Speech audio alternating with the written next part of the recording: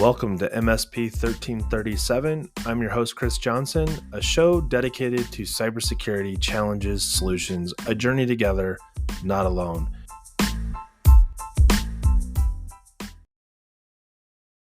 Welcome, everybody, to another episode of MSP 1337. I'm joined this week by our regular guest, Charles Love with ShowTech Solutions. Charles, welcome to the show. Thanks, Chris. Appreciate it. We'll just call this episode "When Process and Procedures Don't get updated, Things Can Go Strangely Awry." Charles, how was your recent elevator experience? So it's pretty funny. You were in town, Yes. and we're having dinner the night before, and I said, "Don't bother an Uber. Your pal's gonna take you to the airport." Right. And then so we're scheduling the whole thing. And I'm like, look, I got a 2:00 meeting. It's going to take 15 minutes. Right. There's my first mistake because it wasn't 15 minutes. And I'm going to jump in the car. You're literally 4 blocks from my office. The airport's on the way home. I'll drop you off and wish you a fun farewell. And I'll drive home and I get to go home a cool 10 minutes early. And funny enough, in hindsight, the urgency on my part, per se, to say, okay, he's not here yet, I might as well get an Uber, translated into my flight didn't leave Tampa until almost 9 p.m. as opposed to its originally scheduled 4:30 p.m. Yeah. So all the stress, because I was freaking out because I committed to take you to the airport. And I'm like, oh man, I'm letting him down. So anyway, I run to lunch. So this is kind of what happens, and we can kind of talk about what I've done to correct all this. Keep in mind, I have a call at 2 with a net new logo, meaning a brand new prospect. We're doing a risk assessment. They want to take all the things. Yeah, they want to really take their security up to the next level. And our account manager was talking up me, saying this is the guy. He's going to solve all your problems. And I go downstairs. So dumb. I ordered some new stickers. So whenever we sell laptops, we brand the power brick and the bottom of the laptop with a ShowTech sticker. Right. And we just do that. It has our support number and all that stuff. And funny enough, sometime last year I get a call. And the person goes, hey, this is going to be the weirdest call you've gotten all week. And I said, no, I get those on the daily. We do IT support. She says, every time it's the weirdest one. Yeah. She goes, 5 o'clock this morning, I was jogging and I saw a laptop in the bushes. I'm like, okay. That's not where they should be unless they need to go to the bathroom. This is one of the weirdest calls I've ever experienced. Nice. I said, okay, so you found the laptop in the bushes. Go ahead. And she goes, well, it's got your sticker on the bottom and on the power supply. And she goes, wait, you're with an IT firm? I go, yeah. She goes, oh, are you like a outsourced IT? I said, yeah, that's what we do. And she goes, oh, you're not going to like what I'm about to tell you. I said, oh, God, what now? Is it one of my employees? Like, what is happening here? She goes, the password was on a sticky note on the keyboard. So I turned it on, I typed the password, and it let me in. I was like, oh, my God. She's a hacker. Oh, my.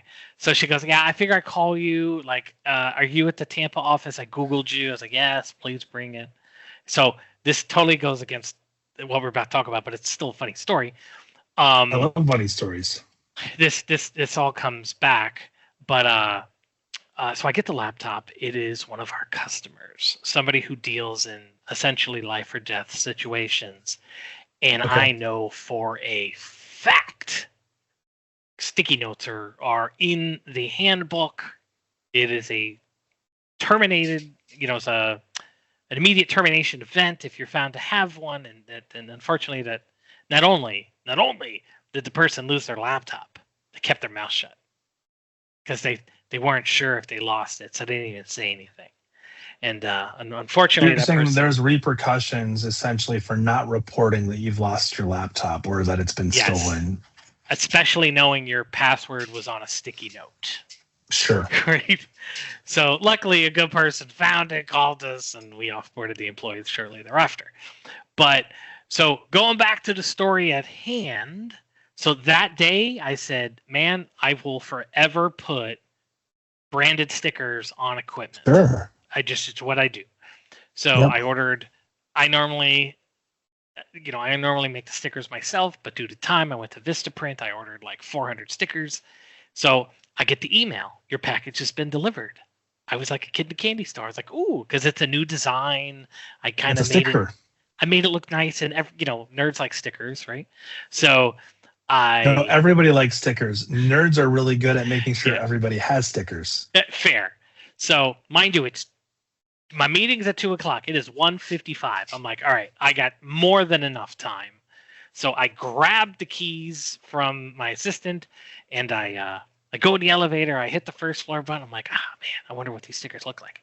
And then I was standing there, and I've often stood in the elevator realizing, oh, I forgot to push a button. But I'm like, wait, I thought I pushed the button. So I pushed number 1 again, and next thing you know, just, I don't know, all kinds of weird mechanical noises started going off. I'm like, oh, this can't be good. Like the grinding sound? This can't it was just noises. I can't explain. Did you will it in? You willed it into existence. Yeah, so I was like, well, that's weird. So I hit the button, and next thing you know, the door is struggling to open about 4 or 5 inches, and I'm staring at the floor between 1 and 2. Like I'm like peeking my head through the little thing going, what is going on? And of course there's no numbers written on the thing. So I'm like, oh, well that's unfortunate.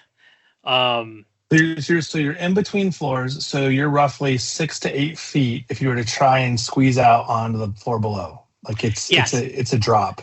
But the outer door was closed, and I'm losing weight. I'm not 4 inches wide. Right, so and if you were, we have a different problem. Yes, yeah. So I pushed the little buzzer, and it goes ring. I was like, oh wait, that's not gonna do anything. That's like to tell somebody's in the elevator, right? So I hit the call button. I was like, oh, easy. In my life, I have never pushed a call button on an elevator.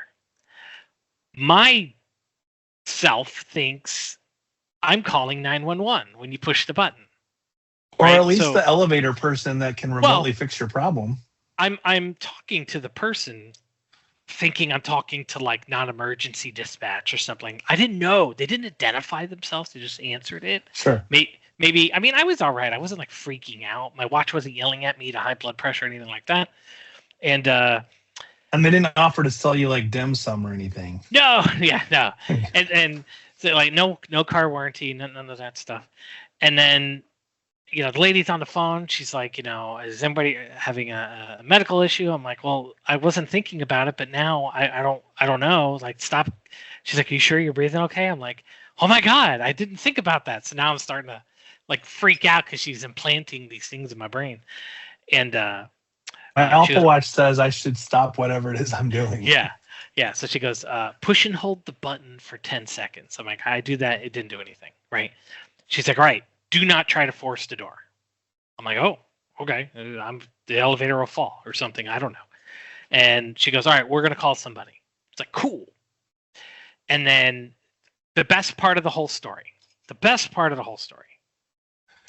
I did not have my cell phone with me at the time, right? Yeah. So cell phone sitting on my little wireless charger on my desk. I have my Apple Watch. And we've remodeled the building, so I put ShowTech access points on the 1st, 2nd, and 4th floor. I look at my watch. I go, I wonder if I have service through my watch through Wi-Fi. So sure enough, so they said they're calling somebody. So I go, and I go to voice text my assistant, and I realize my assistant has the same name as my son's girlfriend. I'm inadvertently texting my son's girlfriend saying, hey, I'm stuck in the elevator. Jeez. We have called the police, right? So next thing you know, my wife is calling. I didn't realize I texted the wrong person. So my wife is calling. She's sending SWAT. Like, yeah, I'm trying to, like, you know how hard it is to type a freaking sentence with your watch? Yeah, right? The letters are smaller than your finger. And I didn't think to take the watch off my wrist, so I'm standing there with my wrist in the air. It was the most awkward thing, and I'm trying to, like, take calls and send calls. It was a typical Charles day, right? So then I'm voice texting you, going, "Hey, I may be delayed. I'm stuck in an elevator." So next thing you know, my buddy Tracy calls. He goes, I was like, "Hey man, I'm in the middle of something right now." I didn't want to, like, panic him, right? Because he now works around the corner. I didn't want to panic him. He goes, "Hey, I'm calling to let you know that the elevator company called me and said somebody's stuck in the elevator." I'm like, "Yes, me."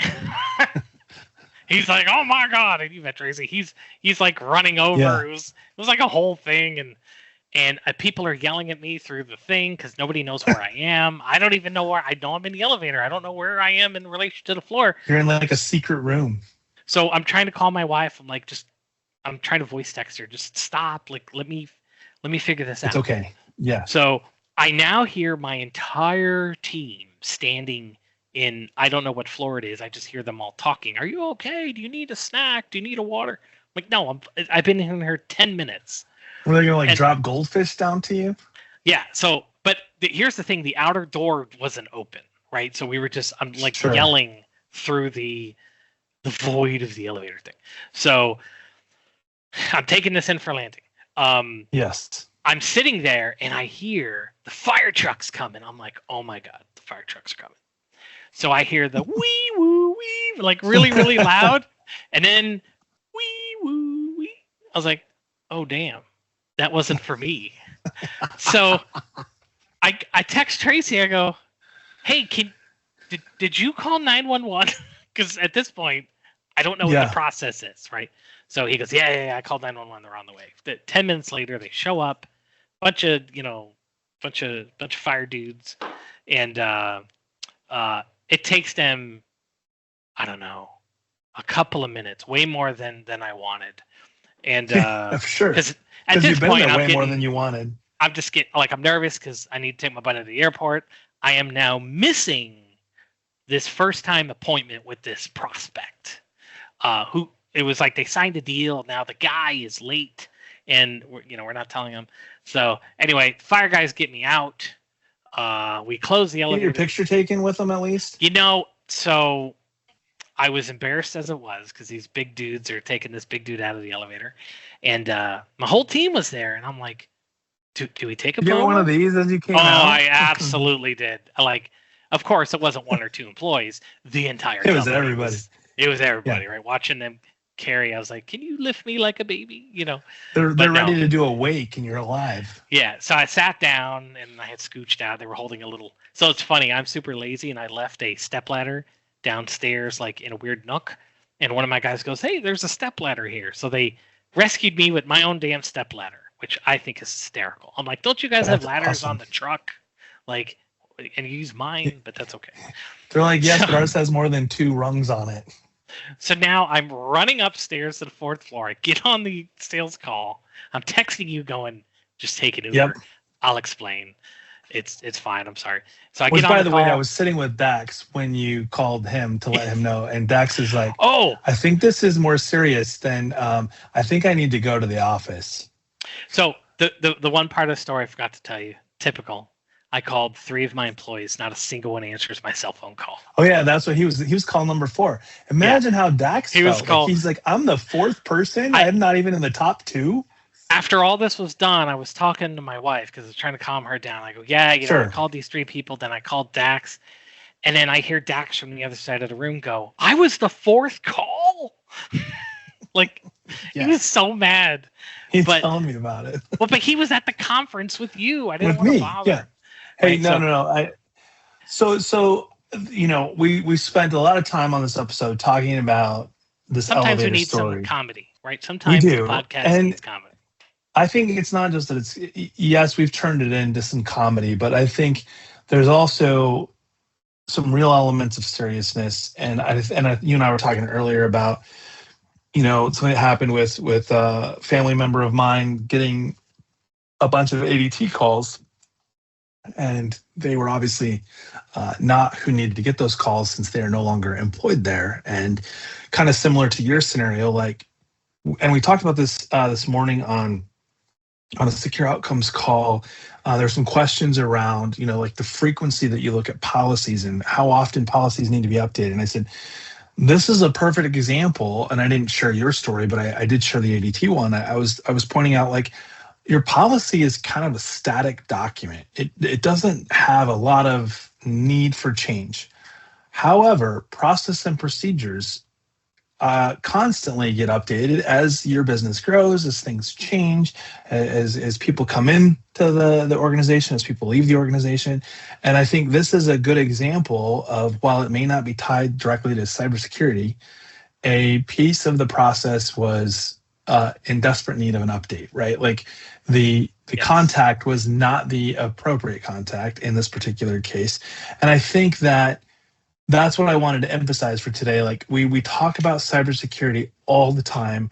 And, that event, as an example, the Cybersecurity Summit with Cyber Risk Alliance, my presentation was actually talking about why governance is so important, how culture, leadership, strategy are extremely key components of a program that enables cybersecurity maturity. And process and procedures are something that, when followed well, is a direct correlation to employees understanding and taking action and being part of the outcomes that those processes and procedures were built for, as opposed to, oh, I don't care, and just ignoring it, right? Like, absolutely. So Trustmark did not prepare me for this, right? Sure. Because I have if you come in my building, you got to sign the little the Sure. form, the visitor form. So this technically gets out of scope of ShowTech. So here's just one more kind of funny anecdote on this. I was telling the story to somebody, and they go, "Hey, who's the building manager?" I said, "Yeah, funny story. That would be me. Yeah, Yeah. I am the now anointed, as of January 1st, the new building manager. Tracy was the former building manager." So this is, in all seriousness, this is kind of funny, because when we talk about vendor management, right, in Trustmark, and we talk about who's responsible for the relationship, Sure. I am now, as the building, like, I keep records of the plumbers, I keep records of Yeah. all the things. The elevator is one that I don't know why I never thought about it.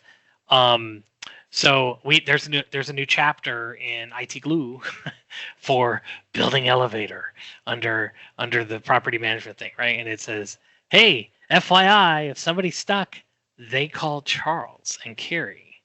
They don't call 911." So now I have something for you. You said what the Trustmark didn't prepare me for. And I vividly remember this for multiple MSPs going through the program. I don't know why I need to deal with the elevator. We're not the landlord, and we don't manage the building.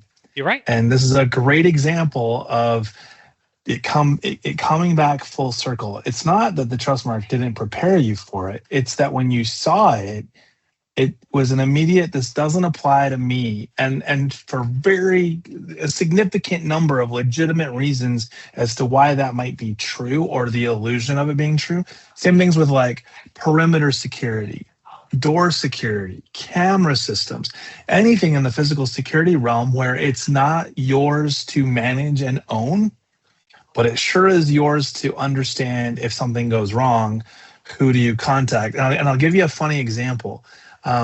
My uncle, he's sort of retired, but now does servicing of home generators. So, like, if power goes out, it flips over to this fancy generator, and predominantly the people that have these generators are very well off individuals that can afford this special generator, right?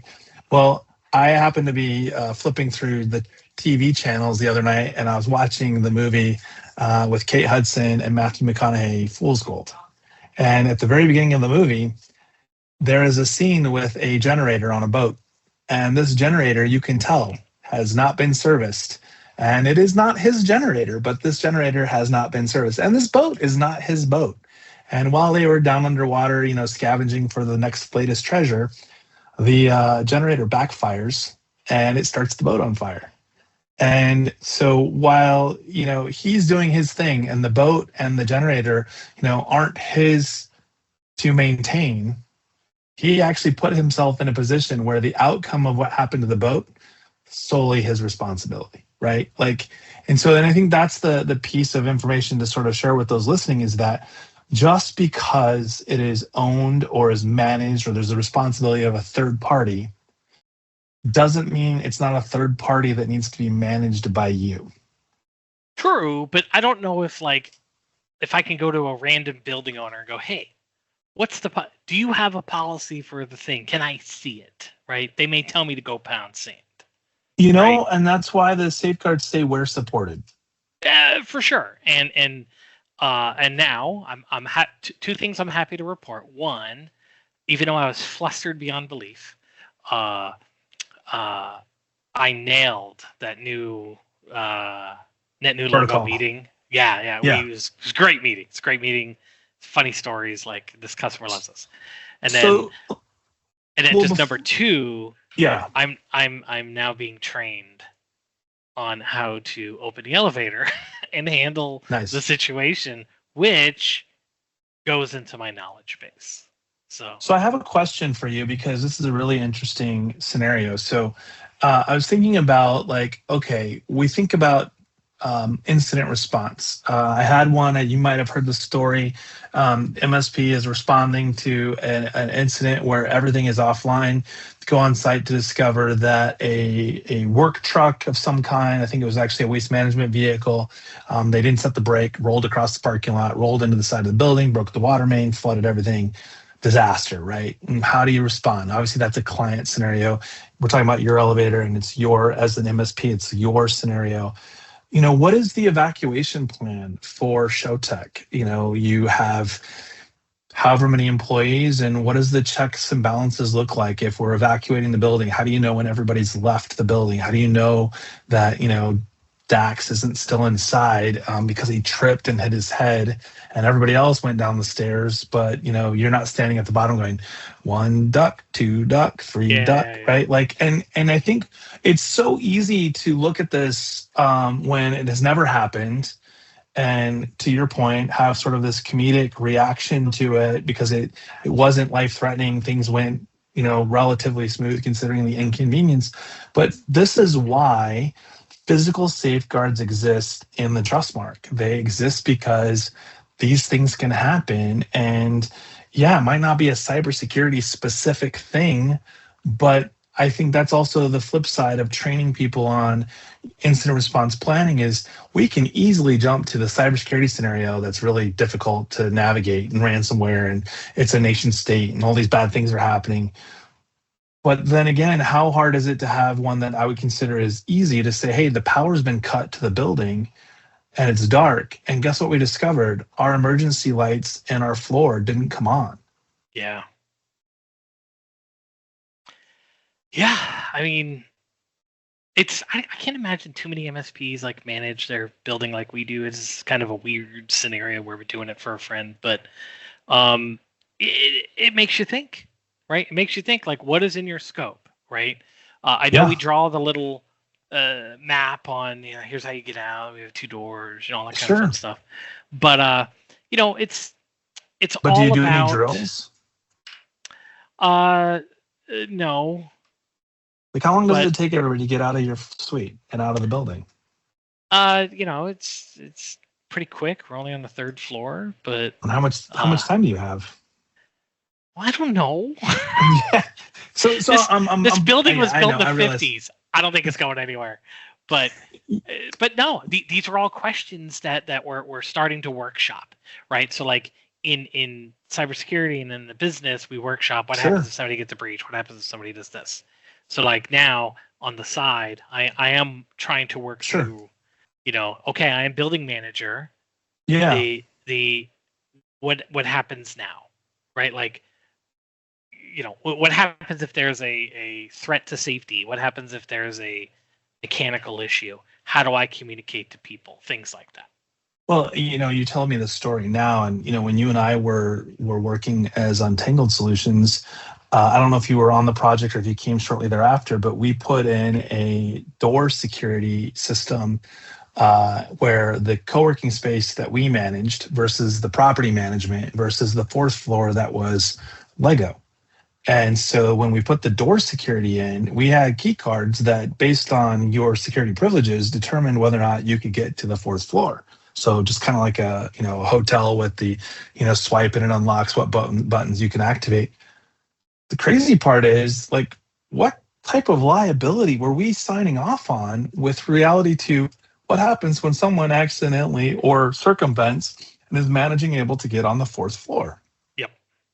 And you're kind of taking something on, but it makes me think about, while you're not responsible for your client's physical security, I would argue that very few MSPs are even doing anything maybe outside of security cameras, but by and large are not managing the physical security. I hope you're not, because that seems like a lot of liability.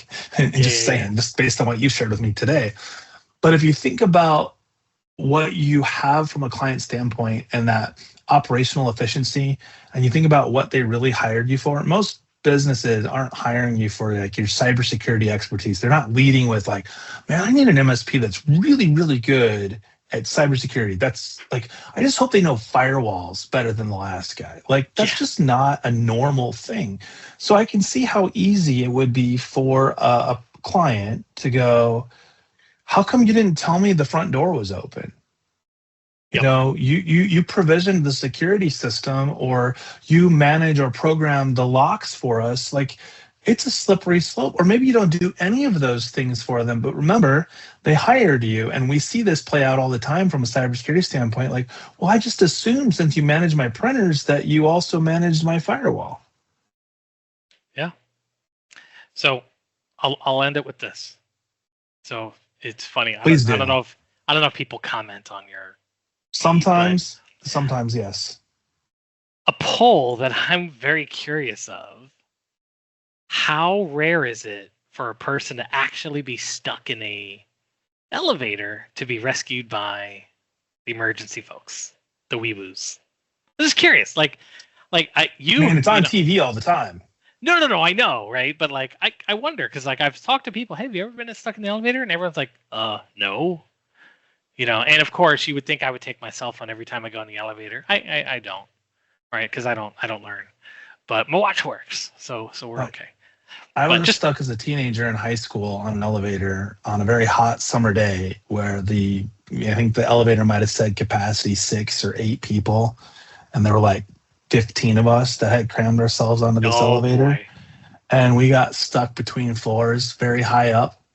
And we were on the elevator for several hours, sort of, cheek to cheek, just dripping in sweat. And most of us were already dripping in sweat before we got on the elevator. It was not that's the first time I've witnessed other people truly go into that, starting to hyperventilate. I don't remember the rescue part. I don't remember any of that. I'm sure it's because I blocked it from my cerebral cortex. I said, please remove those memories. But it can be really scary. And so I go back to, like, for sure, we're all glad, all kidding aside, we're glad you're okay. I did manage to get all the way home. So things weren't contingent on Charles driving me to the airport. Goodness, thank you for that not having to be the case. Like, man, Captain Morgan's showing up in 20 minutes and Charles isn't here. I might as well just stay another day. All right. We learned a lot on this one. I learned a lot just hearing the story. Like, I mean, I'm just telling you right now, if it's a less than 5-story building, I am probably going to take the stairs. Thanks. All right. Well, for those of you listening, this has been an episode of MSP 1337. Thanks, and have a great week.